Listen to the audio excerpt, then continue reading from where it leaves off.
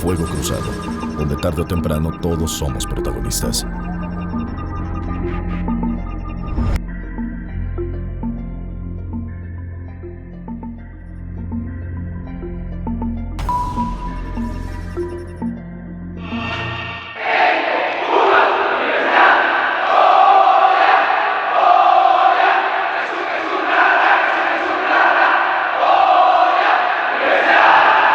Muchísimas gracias por estar de nueva cuenta en MXN, su televisión. Mi nombre es Lilia Arellano, el de este programa Fuego Cruzado. Y hoy, bueno, tenemos un programa de lujo. Alberto Pérez Blas. Totalmente de lujo. Muy buenas tardes, maestro. Está con nosotros, bueno, pues quien ha sido en los últimos días galardonado, una placa universitaria, muy festejado, yo creo que muy abrazado. Sí, también. ¿Verdad? Lo abrazaron de mujeres de todas las edades, me supongo. Todas las edades. ¿Cuál abrazo sintió más afectuoso? ¿El de las jovencitas, el de las maduronas? Todas ahí, no hay diferencia. Oiga, Sí. voy a empezar, A señor ver. maestro Ricardo Franco Sí. García. Dígame, ¿cuántos años tiene? 92 años cumplí el viernes pasado, el 7 de febrero. Oiga, ¿y quedan compañeras de su generación? Quedan compañeros. Fíjese que Mujeres. queda una solamente, que es Josefina Dávila, Ah, que viene a ser tía de la actual secretaria de Gobernación, Olga Sánchez Cordero.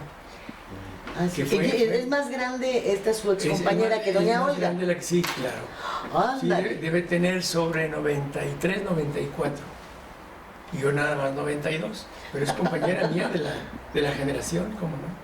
Bueno, ¿y usted encuentra que esta situación por la que atraviesa la universidad actualmente, y que la hemos visto en otras ocasiones, como hemos visto estas sube y baja su calidad educativa, y de repente tiene buenos rectores y de repente no, y qué sensación le da a usted después de tantos años y de haber visto toda la historia de esta universidad?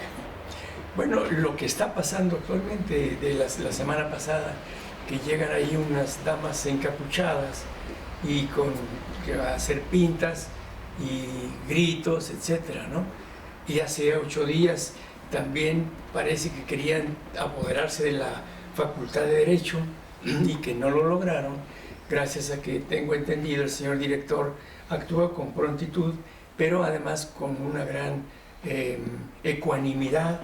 Logró convencerlas o convencerlos, no solamente eran damas, y ya no continuaron con su deseo de cerrar la facultad. Ya llegamos y no hubo ningún problema, por el contrario, se celebró esta develación de la placa con el nombre mío en uno de los salones, ¿verdad? Sí. Pero han continuado con situaciones pues muy antipáticas, muy chocantes, de llegar a la rectoría y romper vidrios y cosas así, ¿no? Usted estudió antes de que la Escuela de Derecho fuera nominada como tal, ¿verdad? Claro, la Facultad de Derecho sí, antes. Tuve yo pues la oportunidad de estudiar leyes, primero la preparatoria, ¿verdad? De 2 años. Que eran 2 años nada más. Ujú. No eran 3 años la preparatoria, y hicimos esa carrera, bueno, esa escuela. Por cierto, uno de mis compañeros fue Jacobo Zabludovsky, Bien. compañero del ingreso a la preparatoria en 1993, perdón, No, 93. No, 1940, no. 1943, sí, estoy cambiando las fechas. no, pues nada más se equivocó por 50 años. Por eso estudió Derecho, porque Sí, las ¿verdad? matemáticas no se le dieron. No, 1900 exactamente, 43 y 44, 2 años. Ya luego ingresamos a la Escuela Nacional de Jurisprudencia, en la antigua casona allá de San Ildefonso, ¿verdad? Cerca de donde estaba la rectoría. Nadie soñaba que se pensaba en hacer una ciudad universitaria, ¿no? Y allí transcurrieron 5 años. Y al terminar estos 5 años, en 1849, entonces yo me recibí el 7 de junio de 1950 de abogado. Sí, ahora en junio ya son probablemente 70 años de haber obtenido el título de licenciado en Derecho. Bien, y ustedes contemplan la construcción de la ciudad universitaria, Sí. pues empieza, me Sí. supongo, también su etapa de catedrático de la escuela, de la Facultad de Derecho. Sí. ¿Y cuál era cómo vivían esa sensación? ¿Qué Bueno, les parecía? ¿Cómo la ligaban al futuro, al desarrollo del país, a la impartición de justicia? ¿Cuáles eran esos sentimientos que tenían entonces Bueno, como egresados, gente joven? Lo que puedo relatar es mi sentimiento. Eso es lo que yo decía yo, me queremos recibí conocer. el 7 de junio de 1950 y después el que entonces era rector de la UNAM, el doctor Luis Garrido, me hizo el favor de otorgarme una beca para estudiar en Italia, que coincidió con también una beca que otorgó el gobierno italiano. Y en cuanto yo me recibí en junio del 50, inmediatamente en junio, julio, en julio salí para Italia, y allá estuve de agosto del 50 hasta el 52, 2 años completos, de julio del 1950 hasta septiembre del 52. ¿Cuál era el atractivo dentro de la legislación en Italia como para el otorgamiento de este tipo de becas? Bueno, pues no hay que olvidar que estábamos hablando de 1950, y 1950 pues era propiamente la posguerra en Italia. Italia, uno de los países que perdió, sí, participantes, pero que perdió la guerra, y era propiamente posguerra. Había ciudades muy dañadas, destruidas. Y había adecuaciones en sus legislaciones, me supongo, y Sí, eso sí. les permitía a ustedes Claro. tener un conocimiento superior. Sí, por supuesto, cuando llegué ahí a Italia, lo primero que se hizo fue indicarme que yo mostrara que había terminado la carrera de licenciado en Derecho aquí en la Facultad de Derecho de la UNAM, y ya tomando en cuenta eso, entonces me dieron la revalidación de esos estudios con los estudios de Italia, y me otorgaron el grado de doctor en Derecho. Es decir, aquí se le llama licenciatura en Derecho, pero en Italia todas las licenciaturas de aquí, de Latinoamérica, son doctorados. Entonces por eso llegaba uno a Italia y todo el mundo que aquí tenía licenciatura ya se le decía doctore, era un doctorado. Entonces a mí ya me dijeron doctore, pero hago la aclaración, y era doctor en filosofía, doctor en odontología, doctor en urbanística, doctor en arquitectura, que eran los licenciados.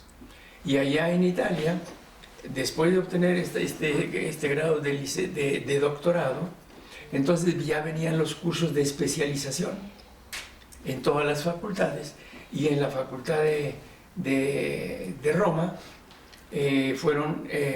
después de obtener ese doctorado, estudiaban los que querían ser buenos civilistas, mercantilistas, derecho internacional, y había el curso de perfeccionamiento en derecho penal, que fue el que yo hice durante 2 años. Y la iglesia también tenía en Roma una especialidad. ¿La qué? La iglesia. La iglesia. El Vaticano también la lo iglesia, tenía, ¿no? que por supuesto, es el Vaticano, pues, una ciudad distinta y completa, ¿no? Tan es así que la città del Vaticano los automóviles tenían una placa especial, tenían CB,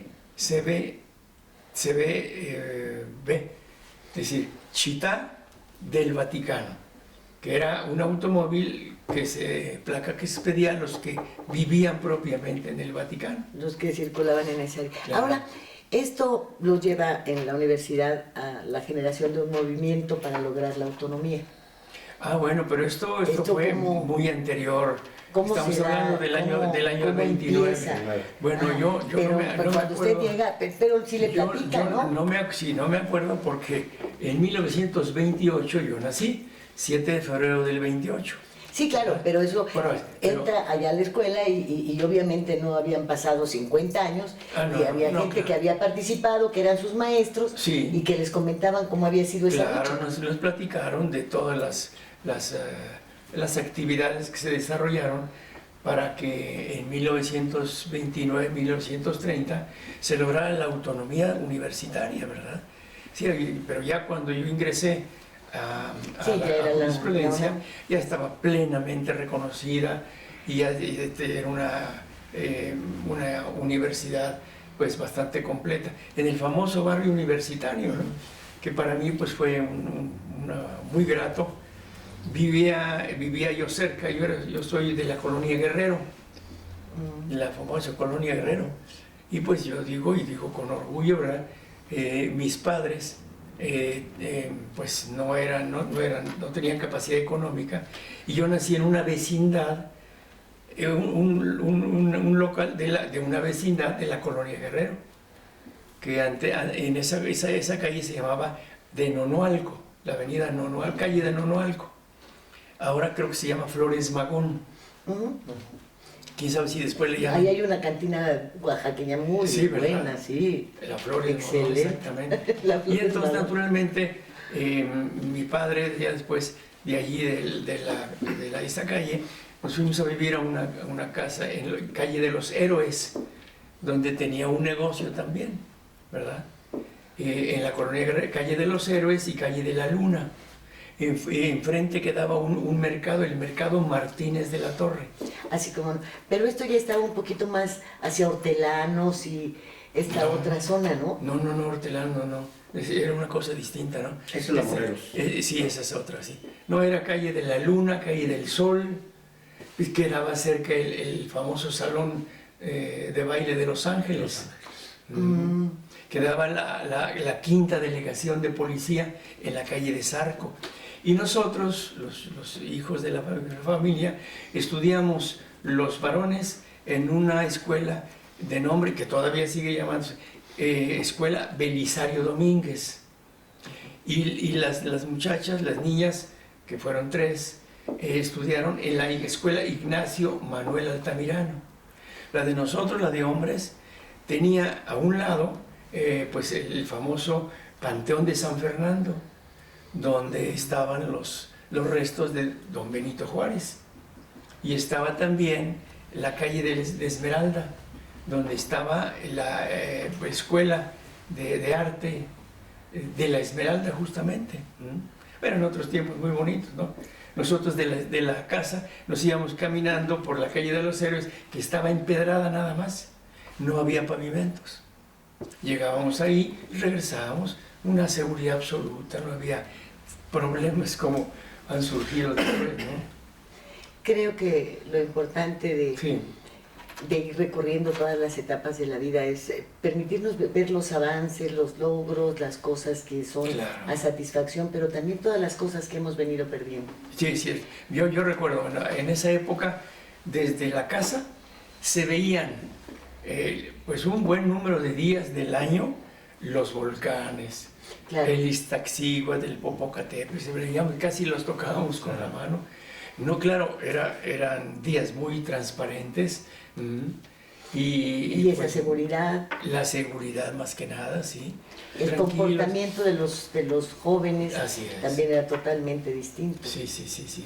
Maestro, por lo que usted nos refiere, propiamente podemos decir que a usted le tocó no solamente observar, sino ser partícipe de una reivindicación que yo creo que tiene la educación pública en México, y de la cual la universidad creo que es digamos, el paradigma de esto, y que es el que la educación en México se convirtió, en las épocas en que usted lo comenta, en el mejor método de capilaridad social. Bueno, sí. ¿Está usted de acuerdo? Entonces, por lo que usted nos dice, la educación pública se convierte en el mecanismo mediante el cual, en ese momento, el planteamiento que hacía el gobierno, los distintos gobiernos en turno, era construir en la educación un mecanismo de capilaridad social y de búsqueda de justicia en los equilibrios de oportunidades para los distintos sectores sociales. O sea, a usted le tocó ver esta etapa que podríamos llamar luminosa de la educación De pública Sí. y de la propia Universidad Nacional, Sí. ¿es cierto? Sí, indudablemente, porque desde la primaria, en la primaria estábamos en una escuela, como le digo, en la calle era empedrada, pero la escuela Belisario Domínguez tenía un tanque, una piscina, y allí nadábamos, ¿verdad? Y tenía un pequeño estadio, y yo recuerdo muy bien, pues bueno, me tocaron épocas cuando yo tenía 6 años, en alguna ocasión la maestra nos dijo, se suspenden las clases un momento, tómense ustedes de la mano y vamos a caminar. Recuerdo, era Héroes y la calle de Mina. Y de ahí salimos caminando 3 calles, llegamos a la Alameda Central, seguimos caminando y llegamos a un lugar maravilloso. Y asistí nada menos que a la inauguración del Palacio de Bellas Artes. Si no me equivoco, fue 26 de septiembre, no, 26 de noviembre de 1934. 34. Si no mal lo recuerdo, también era presidente Abelardo Rodríguez. Por supuesto que yo no recuerdo que haya entrado al salón de espectáculos, ni que haya habido una inauguración. Lo único que yo me acuerdo es que en un lugar determinado había una escalinata y vi una cúpula gigantesca. Pero hay que pensar, un niño de 6 años de edad, Claro. que de pronto lo llevan a un lugar así, voltea y ve eso, se me queda grabado, y ya después, atando información, pues fue nada menos que la inauguración del Palacio de Bellas Artes. Ya luego vi la placa, pero muchos años después. Claro, ya fue la curiosidad Claro. que lo llevó ahí a ver qué es aquella imagen. Y por que cierto, tenía en ese grabada. Palacio de Bellas Artes, con frecuencia lo prestaban para las actividades sociales, las actividades escolares. Varios de los concursos de oratoria. También ahí Yo fueron. no, porque ahí perdió uno. Perdió uno. Sí. El chamaco que Sí. quedó en primer lugar lloró. Sí, Y ni modo. Sí. A mí eso de las lágrimas no se me da. No, ¿verdad? Claro. Pues sí, una cosa, y entonces le tuvimos cariño, pues quedaba 4 cuadras de la escuela. Fui ya después muchas veces al Palacio de Bellas Artes. Canté en el Palacio de Bellas Artes. No me Canté uno de los festivales de la escuela secundaria número 11, que quedaba en la calle de Belisario Domínguez, y lo que se llama Santa María Escuela pública. La Redonda. Antes Escuela no- pública de gobierno. Escuela pública, claro.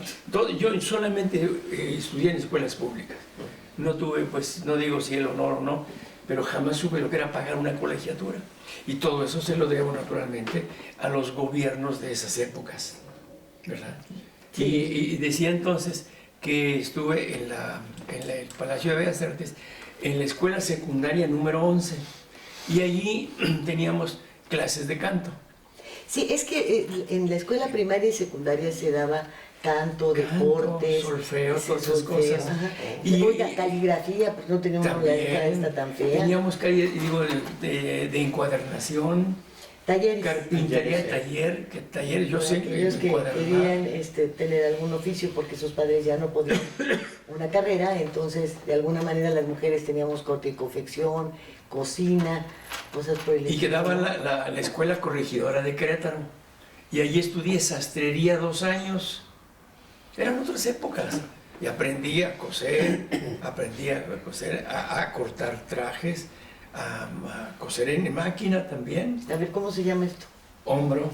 No, en el traje. ¿En la qué? En el traje. El traje, con la guata. Tenía Bueno, la guata es con lo que se rellena la Sí, hombrera. ya nada. Bueno, la hombrera, eso exactamente.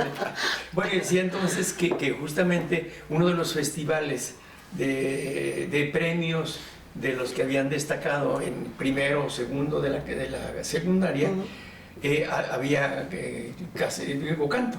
Entonces me tocó cantar, el año sería 40-41, que estábamos ya En los coros. plena guerra. Sí, canté en el Palacio de Bellas Artes una serenata que se llama Serenata de Tosti, Paolo Tosti, estuve, en italiano, por cierto, ya como que desde entonces se vislumbraba que yo iría a Italia, ¿no? Y entonces me recuerdo como siempre, estar cantando en la escuela y aplausos y todo, ¿no? Sí, es que muy, muy bonito, ¿no? Ahora, tiene usted esta época y luego los recuerdos de la universidad, de la Facultad de Derecho, y de repente se topa el día en el que se revela esta placa con un espectáculo que, Bueno. que no tiene que ver, inclusive, creo yo, con estos movimientos que se han surgido en la universidad y que han sido benéficos para todos, para la educación, Claro. en fin, etc. Pero esto de la violencia de género, de ¿qué es? Yo quisiera que por favor me lo explicara, porque es algo que me parece solamente un argumento para ocultar otro tipo de intereses que siempre se han jugado dentro de la universidad, no son nuevos, que aparecen normalmente en la Facultad de Derecho, en la de Filosofía y Letras, como que están muy distinguidas. Pero ahora este argumento me parece inválido, me parece superficial. Siempre se estaba pugnando por otro tipo de situaciones, de resolución de problemas, no solamente de los estudiantes, sino de la sociedad en general. Y la arruga que hace mi compañero es porque él sí cree en todas estas cuestiones de género que yo no. Yo nomás sé que pertenezco al reino animal, y lo demás... En fin, esta comparación, ¿qué sintió? Yo solamente le puedo decir que, bueno, esto ha ocurrido a últimas fechas. La cuestión en esa época, estoy hablando de los años 34, 35, 36, bueno, me tocó asistir justamente al Zócalo cuando la expropiación petrolera, que nos llevaron muchos de las escuelas allá a contribuir con lo que podíamos para pagar esa deuda y esa deuda petrolera en el pleno Zócalo, ¿no? Y después decir, bueno, el respeto a las damas, pues eso nos lo inculcaban desde la familia. Claro, en la casa. Sí, siempre. Es lo que te he dicho. El respeto, el darles la acera, por ejemplo. Me acuerdo cuando ya llegué a Italia y caminaba con algunas compañeras, yo me cambiaba para darles la parte protegida, digamos, donde estaban las casas, y yo del lado de la calle, ¿no? Y si no, la Y abuela te dice, oye, por favor, estate estate tranquilo, ¿verdad? ¿Qué es esto? Estarte cambiando. Pues me enseñaron a que las damas deben ir del lado protegido. Igual en cualquier lugar donde estábamos comiendo, se levantaba yo también, ¿verdad? Porque así nos enseñaron. Abrir la puerta. Claro. Y eso, bueno, en esa época no votaban las mujeres. No, pero esto que llaman la gran lucha de las mujeres por el voto, no fue más que el interés de alguien con muchísimo más visión política, puede ser propia o de los asesores. Oye, hay un montón de viejas, ponlas a votar y vas a ver cómo ganas. Sí. Y por ahí salió. Bueno, pero además, estas feministas que tú tanto alabas, pues nos hicieron perder todo eso. El asiento, que te abran la puerta, todos estos detalles que son de todos los días, que alimentan como la música, y yo lo el sigo espíritu. Conservando, ¿no? Claro. Y la cosa importante, por ejemplo, cuando llegamos a estudiar leyes, pues de 300 muchachos que éramos, solamente había 15 mujeres, de 300. Y ahora superan el número de estudiantes en la Facultad de Derecho. Pero en su opinión, a ver, sí. A mí me parece que cuando se habla de estos renglones de equidad de género, las primeras ofendidas somos las mujeres. Bueno, el hecho de haber creado un delito que se llama feminicidio... Es una brutalidad. Pues digo, yo en lo personal, no me pidieron mi autorización ni mi opinión, pero yo había dicho no. Al contrario, es marcar el acento en una cuestión que no la tiene. En todo caso, bueno, la que son asesinatos, que se tome en cuenta, circunstancias, que el hombre que mató a la mujer, ¿verdad? Y por eso pues tal vez tenga una sanción mayor por su... Violencia extrema. Una cosa así, pero al grado de crear un delito de feminicidio. Bueno, ¿y qué se hubiera dicho? El delito de homicidio, para marcar el acento en el hombre, y el hombre, en este caso, una mayor protección, que eso fue lo que se hizo con el feminicidio. ¿Por qué? No, quieren tomar en cuenta, pues es cosa de los jueces, que tomen en cuenta que se trata de una mujer que en ese caso ella tenía una capacidad física menor a la del hombre. Sí, como si Porque- también es un chaparro flaco contra un grandote. Bueno, es lo mismo. O que quisieran crear un delito de viejicidio. Matar, digo, uno que mataba a personas mayores de los 60 años para darle una sanción mayor por la edad. Pues no, yo no le veo la razón.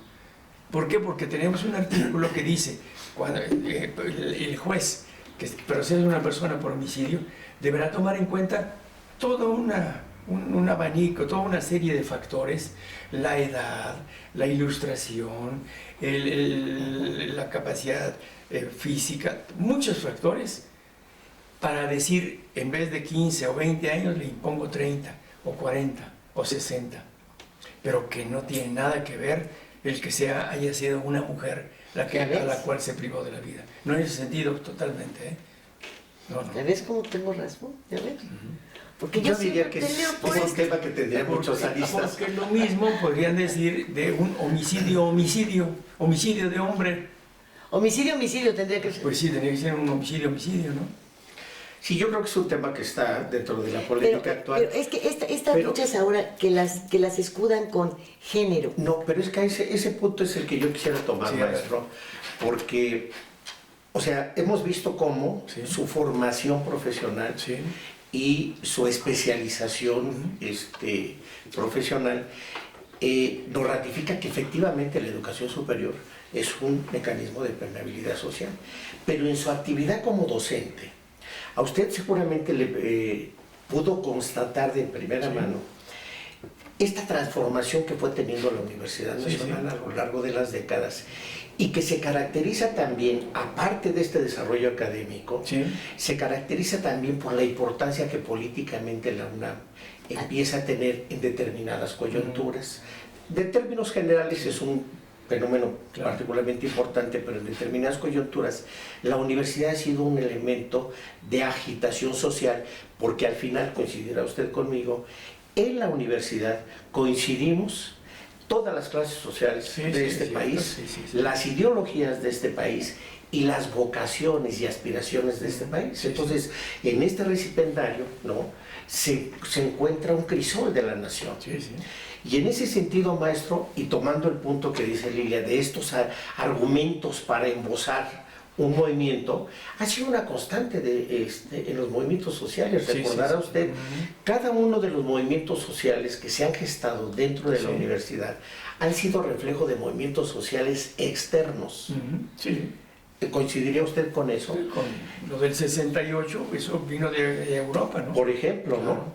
Pero además, maestro, ¿qué opinión le merece a usted esta dinámica que ha tenido la universidad en los conflictos? Porque si recorremos cada una de las Sí. etapas, nos vamos a encontrar con que grandes movimientos sociales que se reflejan en la sociedad, Sí. cuando tienen su expresión dentro de la UNAM, alcanzan una reverberancia que no tenían anteriormente. Fíjese usted, Sí. 10 escuelas de la Universidad Nacional en este momento suspendidas por pequeñas minorías, con los argumentos que sean. Sí. Pero curiosamente siempre entra un argumento político. Ahora ya salió el argumento actual. Quieren la renuncia del rector y la renuncia de la Junta de Gobierno. ¿Para qué? Para que a partir de esas renuncias la selección de los directivos sea a mano alzada. Entonces, la pregunta a usted, que tiene toda esta experiencia en la universidad, ¿es legítimo que exista en estos movimientos universitarios planteamientos de carácter políticos partidarios? Totalmente no, definitivamente no. no existía el mínimo motivo para un atropello, para romper vidrios, para insultar, para poner pintas. No había. De pronto surgió un buen día que llegaron y causaron destrozos y todo eso, pero no había ninguna razón, ningún motivo. Y yo creo que las actitudes que han tomado los rectores, dentro de cuyo mandato han aparecido estas situaciones, han sido correctas. Ellos no han digamos, actuado en forma indebida, ni han pedido la intervención del ejército, ni han pedido que intervenga ni siquiera la policía. Y mire que son situaciones en las que debe intervenir la autoridad y la policía. Si no se trata de un espacio extraterritorial de otro planeta, no, es territorio mexicano, ¿verdad? Y claro, tiene autonomía en muchos sentidos, pero si alguien dispara y mata a alguien dentro de la ciudad universitaria, debe intervenir la autoridad y tomar declaraciones y procesar y todo eso, ¿verdad? Sí, la autonomía no hace un círculo cerrado. Ahora yo siento que la actitud que ha tomado el actual rector ha sido correcta, ha actuado con una gran ecuanimidad, serenidad, y para mí sería muy triste, sería totalmente inaceptable que renunciara el rector y todo su equipo, y el secretario general y la abogada general. No me parecería eso. Yo creo que debemos actuar como actuó el director de la Facultad de Derecho, el doctor Contreras, con una gran ecuanimidad, y hablando y todo, logró apaciguarlos. Ya cuando llegamos el otro día, que a las 6 o 7 de la mañana había habido disturbios, no había absolutamente nada. Así es. Tranquilísimo. 4 o 5 alumnos cierran un plantel. Sí, no, bueno, pero es incorrecto, ¿no? Hay estas etapas en las cuales se identificó a la universidad con grupos de porros. Sí. Estaba el piojo, que lo atrapaban y lo mataban, y salía y surgía y otra vez. Había estos intentos de control político de la universidad a través de los grupos porriles.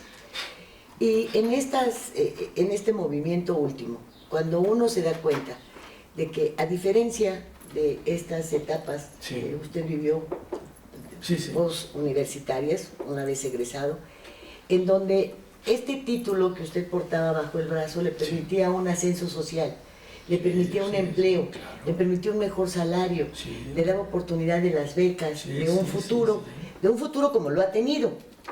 Por desgracia, nuestros jóvenes ahora no lo tienen. Entonces, si ellos salieran a encabezar una lucha para pelear por su futuro y por la terminación de sus clases, que no se dan, porque los papás ya no tienen empleo, no les pueden dar ni para el camión, no tienen los libros que necesitan, etcétera, etcétera.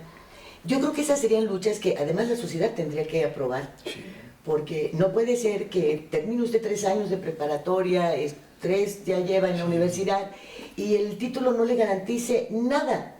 Sí, pero nada. Actualmente entonces, no hay ningún si motivo. ellos van y luchan por eso, si salen a las calles y protestan y le exigen al gobierno que les garantice un futuro como profesionistas, como egresados de esta universidad, que en su momento recordará usted que los periódicos decían: egresados de la UNAM, inútil presentarse.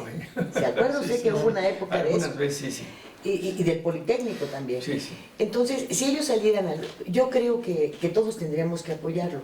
Lo que está sucediendo ahora, argumentando unas violencias de género y no sé qué de género, oiga, me parece absurdo. Totalmente. Yo creo que no hay motivo para el más pequeño disturbio en la universidad. No existe. No, un motivo interno, o sea, relacionado con la educación. Motivos de futuro para quienes están allá adentro, creo que los hay todos. Pero no veo cuáles puedan ser como para justificar ruptura de vidrios, pintas y ocupación de esa es una regresión. No. Y encapuchados menos. No, menos, absolutamente, no. ¿Podríamos ir a un corte? Claro, con mucho gusto, encantado. Porque pues luego ahí es, ¿verdad? Sí. Son los ingresos de la televisión. Gracias.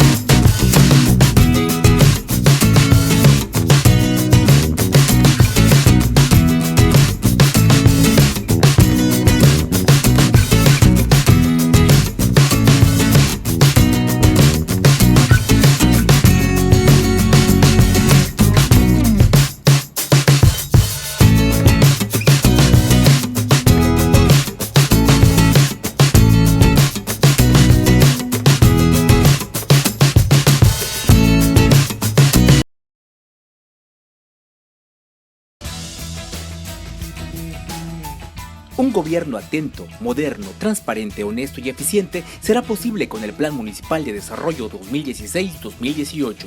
A través del eje rector Isla Mujeres de Buen Gobierno se garantizará mejor atención a la ciudadanía con un gobierno cercano y de puertas abiertas. Hoy, gobierno y sociedad suman esfuerzos haciendo futuro por un mejor Isla Mujeres.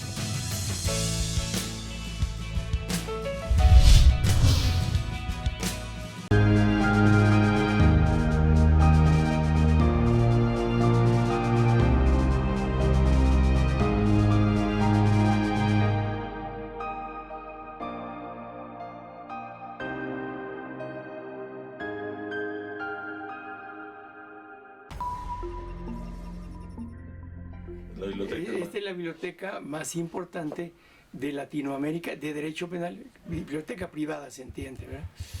Nada más. Estos son de 1520, pero son libros del 500, pero de derecho penal. Bien. ¿Sí?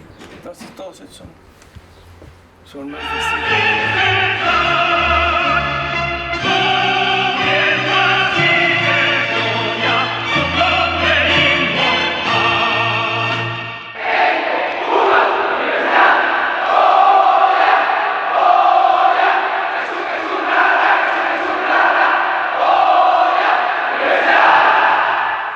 Adelante. Maestro, seguramente en la experiencia que usted ha tenido profesionalmente, ha visto pasar en sus aulas a políticos que han construido esta nación. O destruido. O destruido. No vamos a O ser destruido. tampoco tan, ¿verdad? ¿Qué le merece a usted el haber tenido la responsabilidad de haberlos enseñado? ¿Qué le ha dejado el observar Bueno, la conducta de esta esa clase política? responsabilidad a la cual usted alude fue naturalmente posterior, ¿verdad? Pero sí tiene uno que retroceder. Yo retrocedo a los meses a los años de 1954, febrero, marzo, porque antiguamente en la Facultad de Derecho los cursos eran anuales, comenzaban en febrero y terminaban en noviembre. Y ahora no, ahora son... Como el de todas las por escuelas, las primarias, todo. Exactamente, eran por años, ¿verdad? Y en el año de 54, ya cuando ya había terminado mis estudios en Roma y llegué aquí a la capital, entonces uno de los alumnos fue nada menos que Miguel de la Madrid, que posteriormente, pasado bastantes años después, pues fue presidente de la República, ¿no? Y además lo recuerdo porque en esa época, 54, 55, era yo novio de la que después fue mi esposa. Y recuerdo que en una ocasión que fui yo a visitar a mi novia entonces, en las calles de Capuchinas, me encontré que estaba esperando en la sala a Miguel de la Madrid. Le digo, bueno, compañero, ¿y usted qué está haciendo aquí? Dice, pues, ¿no quiere usted venir a visitar a mi novia, no? No, maestro, no, de ninguna Porque lo manera. repruebo, le Dice, no, lo que pasa es que yo soy pasante en la sección del Banco Nacional de Comercio Exterior y el director del banco es don Ricardo José Cebada. Ah, pues es el papá de mi novia. Ah, bueno, entonces se me quedó grabado ese hecho y ese muchacho pues sacó muy bueno. Pasados los años le pregunté, oiga, ¿y qué calificación le puse a usted? Dice, no, me puso usted 10. Le digo, me puso usted 10. Qué bueno. Pero cuando fue por usted presidente de la República, no me hizo procurador de la República, ¿verdad? Y por cierto que su hijo, Enrique de la Madrid, pasados muchos años después, veintitantos, fue mi alumno también. Y lo recuerdo porque cuando llego a la escuela a dar la clase, que estaba Enrique de la Madrid, empezaron a cantar las mañanitas y me llevaron un pastel en plena clase. En esa época fue la única vez en que mis alumnos me han llevado un pastel. Y era presidente de la República Miguel de la Madrid en la época en que su hijo estaba estudiando ley. O sea, tuve el orgullo de que tanto el padre como el hijo fueron mis alumnos, ¿no? Y bueno, pues también fueron alumnos, podríamos decir, cinco procuradores generales de la República, 6 procuradores generales del Distrito Federal. ¿Los 5 procuradores de la República quiénes fueron? Mire, no recuerdo exactamente los nombres, pero le puedo decir que ahora sí me falló un poquito, pero después tengo yo la lista de todos. Igual también del distrito, sí, recuerdo a Victoria Dato. Porque la de las mascadas. Exactamente. La mujer de las pañoletas. De las mascadas y todo eso, sí. También ministros de la Corte. Varios ministros de la Corte. El anterior al actual presidente. El Silva. Juan Silva fue alumno mío. Góngora Pimentel también, que fue ministro de la Corte. En fin, fueron 6. Góngora es el que se negaba a darles pensión a sus... Bueno, eso es otra cosa. Sí, porque luego me han dicho, oye, pues no les enseñaste nada a esto, ¿cierto? Bueno, ya son problemas de ver qué hicieron o qué no hicieron, ¿no? Sí, pero a ese sí se le pasó la mano. Pero yo sigo muy contento y ya comencé el curso la semana pasada, nuevo curso. Número 66. Pero también ha litigado. Sí, también. Es más, lo que más me gustó siempre, o lo que me sigue gustando porque sigo siendo litigante, fue litigar. Penal. Nunca me llamó la atención, por ejemplo, la política. Nunca. Ni pertenecía a partido político alguno, ni nadie me lo propuso, ni mucho menos. Y luego solamente cuando Salinas de Gortari nombró procurador de la República al doctor Carpizo. Jorge Carpizo me invitó para que yo fuera su procurador de control de procesos. Y pues yo no quería, digo, dice el presidente que por favor aceptes y que pues, por 24 meses ya está terminando prácticamente. Y acepté. Pero luego ocurrió en ese año del 93 la muerte del cardenal Posadas. Imagínense. Y luego hacen secretario de Gobernación a Jorge Carpizo y llega Diego Valadez. Entonces Diego Valadez también me pide que yo me quede en la Procuraduría. Entonces me nombró su procurador de Jurídico y de Asuntos Internacionales. Y luego a él le estalla la bomba de la muerte de Colosio. O sea, ese sí fue un paso accidentalísimo, ¿eh? No, accidental. ¿Para qué dejó las aulas y luego, del despacho, la verdad? Y luego Jorge Carpizo lo hacen en Gobernación. Y luego el que era su procurador del distrito, Humberto Benítez Treviño, lo nombran procurador de la República. Que yo había sido presidente de su jurado de doctor en Derecho. Y entonces me nombra como el primer fiscal de la FEPADE, de la Fiscalía para Asuntos Internacionales. Pero fueron solamente 2 años. Y ya, ningún otro puesto. Esa fue su carrera administrativa. Sí, y estuve contento, ¿verdad? Pero la verdad siempre he sido... Tocó estar en un ojo de un huracán en momentos muy difíciles para el país. Pues eso sí. Como fue lo del Cardenal, como fue lo de Colosio, como fue lo de Ruiz En Macié. el 93 fue un cuello de botella ahí para el gobierno. Un punto de quiebre, de hecho, para la clase política. Eso sí, claro. Y para el país. Sí.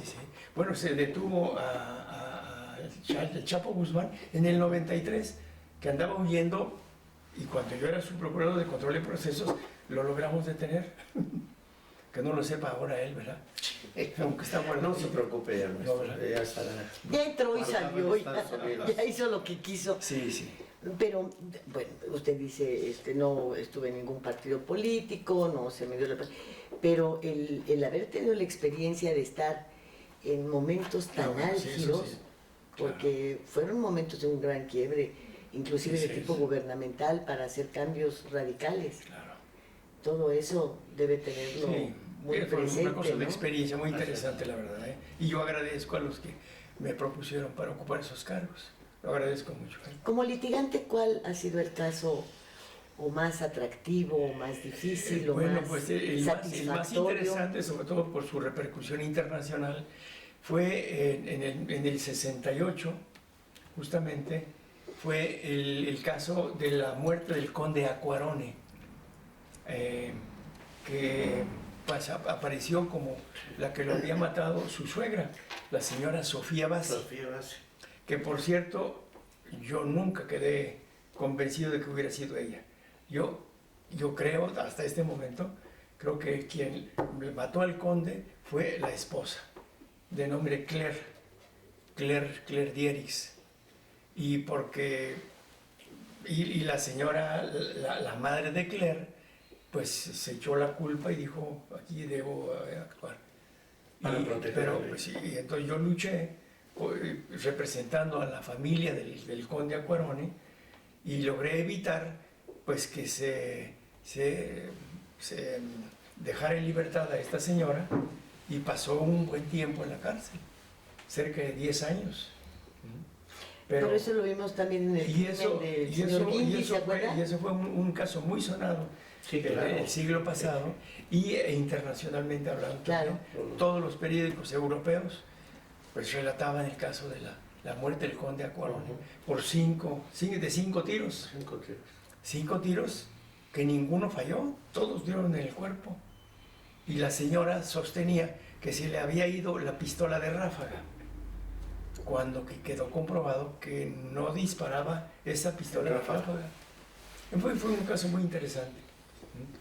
Y después algún otro de la muerte de un muchacho mexicano porque en defensa propia disparó el secretario de una embajada, de la embajada justamente de Italia, no, de Cuba, perdón, de Cuba. Fue un secretario de la embajada de Cuba que tuvo un incidente que no llegó a choque de automóviles. Se bajaron los de un automóvil, uno de ellos trató detuvo con las manos, muy bien, oprimiendo el cuello del que iba manejando, que era un cubano, secretario de la embajada de Cuba, y luego quiso quitárselo y otro le detuvo el brazo izquierdo. Entonces él, recordando que traía pistola, cubano, castrista, imagínense, sacó la pistola, cortó cartucho y mató. Y fue un caso muy interesante, porque luego yo logré convencer al gobierno cubano que renunciara a la inmunidad diplomática y que yo haría un esfuerzo para que saliera de la cárcel. Y yo lo acompañé, entró, y a los 3 días se demostró la defensa legítima y salió en libertad.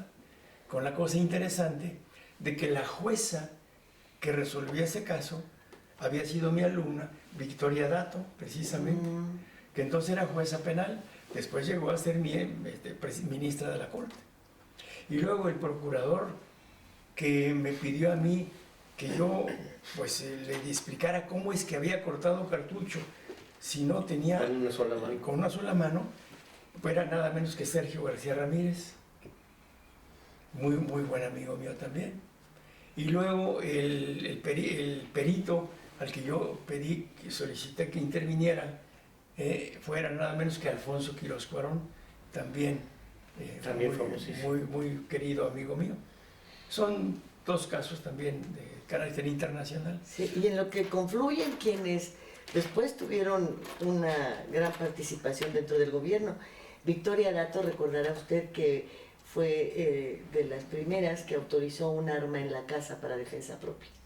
Ah, bueno, pues sí, claro, pero eso está en la Constitución, ¿eh? Sí, pero ella lo hizo público con todo lo demás, sí, claro. Para después argumentar en el caso del asesinato de unos ladrones cometido por una sobreviviente del asalto que los balaceó por la espalda, pareciera no, pero por la espalda no. Ah, no, entonces tenía que ser de frente, ¿no? De frente. Sí, son cosas muy interesantes, ¿no? Sí, muy interesantes. Y además yo me he divertido mucho, inclusive, ¿verdad? He tomado... Oiga, ¿es cierto que baila usted muy bien? ¿Que bebo? No, que baila. Ah, no, eso sí me gusta, me sigue gustando. Aunque ¿Nunca le tocó bailar con la más fea? No, sí, eso sí me gusta. Y me gusta la música tropical. ¿Ah, sí? Todas las mañanas me baño y oigo música tropical. Y es la verdad, sí. ¿Cuál le gusta? Y una maleta de la Sonora la Sonora Matancera. Ah. La Sonora Matancera y todos los conjuntos de Cuba. Pues este ciudadano era cubano, justamente, de Cuba. Y tuve la oportunidad de estar varias veces en Cuba. ¿Le gusta sopita de caracol? Claro que sí, cómo no. No sabe qué agradable. Ojalá Pues, que se pudiera repetir muchas veces, muchas porque gracias. no ha pensado jamás en escribir un Pues libro. mire, la verdad es que hacer no he tenido todas tiempo. estas- Algunas cosas, simplemente en un libro que ya lo editó Porrúa, hay algunas cosas Sí, que de sean esa época, anécdotas, sí. ¿verdad? Pero Revelaciones de esa fundamentalmente ha sido lo que yo he hecho, he escrito, se refiere a cuestiones penales más bien, y de los asuntos que he llevado. Que además he tratado de hacerlo pues en forma amable todo, ¿no?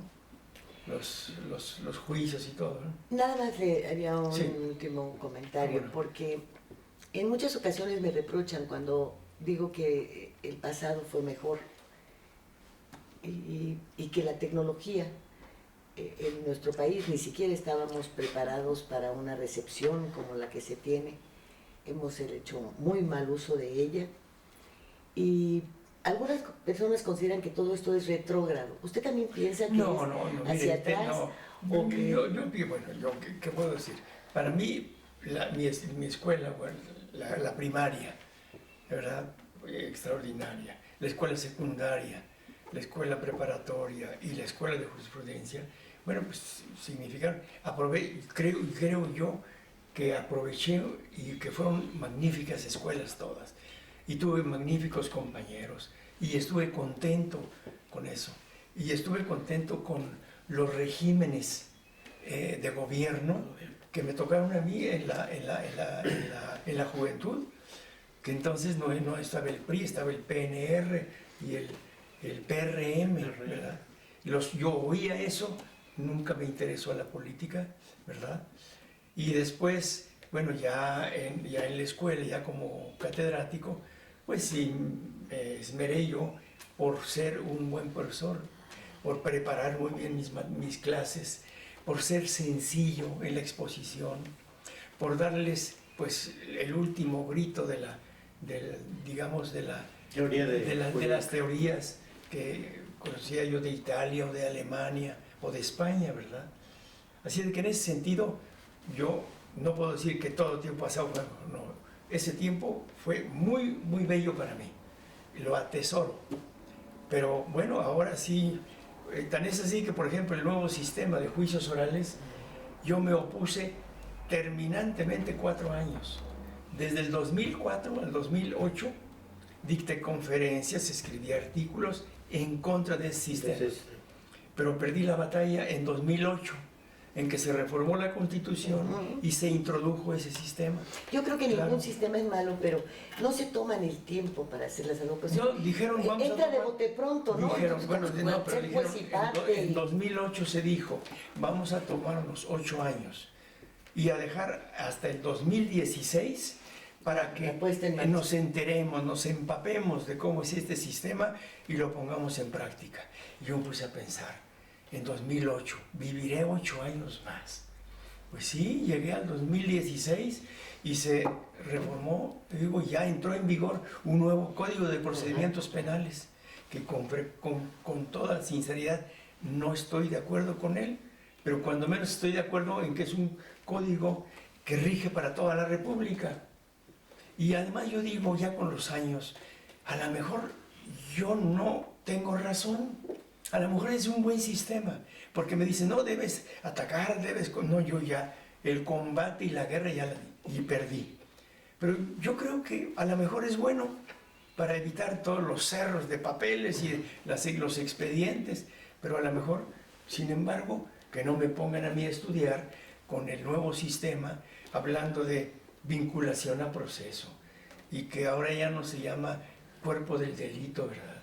Sino, y que ya no son medios no son pruebas, sino medios de prueba.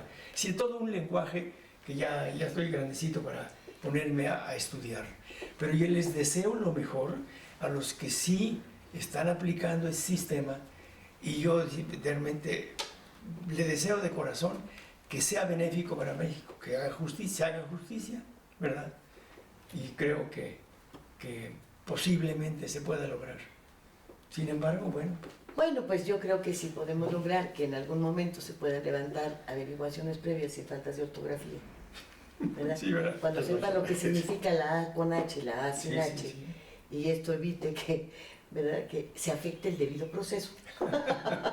Qué bueno. Entonces, creo que podría ser una buena base, ¿no cree usted? Al contrario, gracias por Al haberme contrario, le permitido recordar agradecemos esos tiempos y desear mejores tiempos ahora. infinitamente su hospitalidad y pues estar aquí en esta bellísima casa. Y amor a mi universidad. Bueno, Nos despedimos. es un honor, maestro, Muchas gracias. estar con usted. Ha sido mío. Muchas Alberto gracias, Pérez Alberto Blas, Pérez agradece. Blas. Muchas gracias. Muchas gracias. Lilia Arellano, hasta la próxima.